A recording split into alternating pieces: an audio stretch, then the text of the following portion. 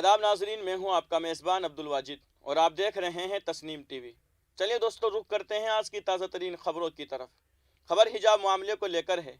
Organisation of Islamic cooperation ने हिजाब पर पाबंदी, धर्म संसद और मुसलमान खवातीन को ऑनलाइन निशाना बनाने की रिपोर्ट्स पर तशवीश का इजहार किया है। कर्नाटक में हिजाब का तनाज़ु उडुपी के एक सरकारी कॉलेज से शुरू हुआ था, जहां मुस्लिम लड़कियों को हिजाब पहनने से रोका गया। स्कूल इंतज़ामिया ने उसे यूनिफॉर्म कोड के खिलाफ करार दिया था। उसके बाद यह तनाज़ु दूसरे शहरों में भी फैल गया। मुस्लिम लड़कियां उसकी मुखालिफत कर रही है। अब इस मामले में इस्लामी ममालिक की तंजीम OIC का रद्द अमल सामने आया है। भारत में जारी हिजाब तनाज़ु में इस्लामी ममालिक की तंजीम OIC, organisation of Islamic cooperation ने तशवीश का इजहार किया है।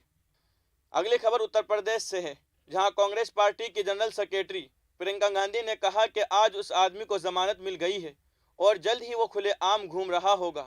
वो शख्स जिसने आपको मारा, लेकिन हुकूमत ने किसको बचाया? क्या किसानों को बचाया? जब किसानों को मारा गया तो पुलिस और इंतजामिया कहाँ थी? मरकजी वजीर अजय मिश्रा के बेटे आशीष मिश्रा को लखीमपुर तशद्दुद केस में जमानत मिलने के बाद कांग्रेस पार्टी की जनरल सेक्रेटरी प्रियंका गांधी ने मंगल को मरकजी हुकूमत पर तंज किया और कहा कि अगर हुकूमत किसानों की हामी होने का दावा करती है तो वो उस केस को मजबूती से पेश करे ताकि मुलजिम को जमानत न मिल सके। अगली खबर रूस से है। रूस ने भले ही यूक्रेन पर हमला करने की तरदीद की हो, लेकिन इत्तलात है कि वो अगले चंद घंटों में जंग का ऐलान कर सकता है। बरतानवी मीडिया का कहना है कि रूस ने जंग की तैयारियां तेज कर दी है और आइंदा चंद घंटों में वो जंग का ऐलान भी कर सकता है। उसके साथ ही अमेरिका ने रूस को आखिरी वार्निंग देते हुए कहा कि उसे जंग की भारी कीमत चुकानी पड़ेगी। अगली खबर पंजाब से है। पंजाबी अदाकार दीप सिद्धू की सड़क हादसे में मौत हो गई है।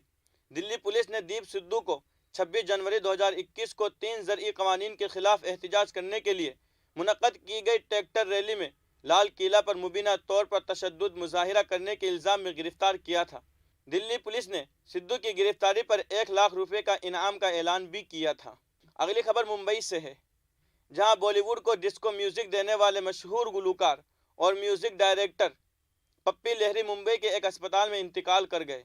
मालूमात के मुताबिक पप्पी लहरी कल रात घर पर थे और उनकी तबीयत नासाज थी, जिसके बाद उन्हें जूहू के अस्पताल ले जाया गया, जहां उनका इंतकाल हो गया। अगली खबर जयपुर से है, जहां बुर्का हिजाब का तनाज़ु असेंबली तक पहुंच गया। मंगल को राजस्थान अक़लियत कमीशन के चेयरमैन और आदर्श नगर के MLA रफ़ीक खान ने गवर्नर के खिताब पर बहस के दौरान बीजेपी को निशाना बनाया। रफ़ीक खान ने कहा कि ये बड़ी बड़ी बात करने वाले बीजेपी के लोग कॉलेज जाने वाली लड़की के सामने जय श्री राम के नारे लगाकर खौफ का माहौल पैदा कर। अगली खबर उत्तर प्रदेश से है। उत्तर प्रदेश के बाराबंकी में बुध को एक दर्दनाक हादसा पेश आया है, जिसमें 6 अफराद की मौत हो गई। बताया जा रहा है कि यह हादसा कंटेनर पर कार के टकराने की वजह से पेश आया। मालूमात के मुताबिक यहाँ हाईवे के किनारे कंटेनर से तेज रफ्तार कार टकरा गई। हादसा इतना शदीद था कि कार पूरी तरह बिखर गई। कार में मियाँ बीवी, 2 बच्चों समेत 6 अफराद सवार थे। गाड़ी में सवार तमाम लोग मर गए। फिलहाल की खबरों में इतना ही। मुल्क और गैर मुल्क की तमाम खबरें जानने के लिए देखते रहिए तस्नीम टीवी, आपके मेज़बान अब्दुल वाजिद के साथ। अल्लाह हाफिज़।